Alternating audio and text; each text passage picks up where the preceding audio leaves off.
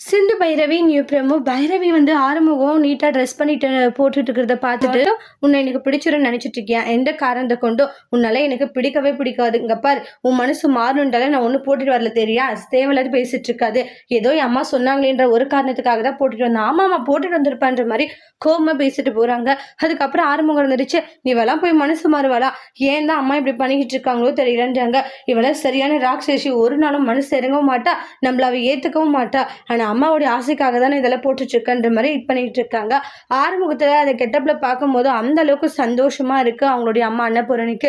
உடனே வந்து அன்னபூரணி, இங்க பாரும பைரவி, உண்மையிலேயே ஆறுமுகம் ரொம்ப நல்லவன். அவனை நீ கொஞ்சம் கொஞ்சமா புரிஞ்சுக்கினே நம்பி அவனுடைய நல்ல குணங்கள் உனக்கு புரிய ஆரம்பிக்கும்ன்றாங்க. ஏன்னா அந்த அளவுக்கு அவன் நல்லவன் அப்படின்ட்டு எல்லாம் சில விஷயங்களை சொல்லிக்கிட்டு இருக்காங்க.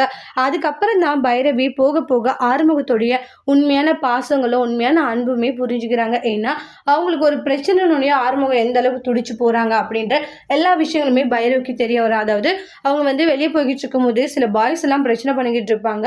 அப்ப சரியான நேரத்துல போயிட்டு பாத்தீங்கன்னா ஆறுமுகம் வந்து பைரவியை காப்பாத்துறது, இது மாதிரி விஷயங்கள் எல்லாம் பண்றாங்க.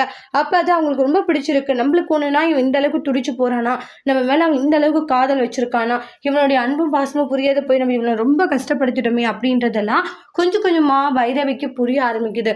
ஆனா மனசுல அவங்களுக்கு ஒரு ஆறுமுகத்து மேல ஒரு பாசம் இருந்தாலுமே ஆனா அது ஆறுமுகத்துக்கிட்ட காட்டிக்காத, ஆறுமுகத்துக்கிட்ட கோவமா தான் நடந்துக்கிறாங்க.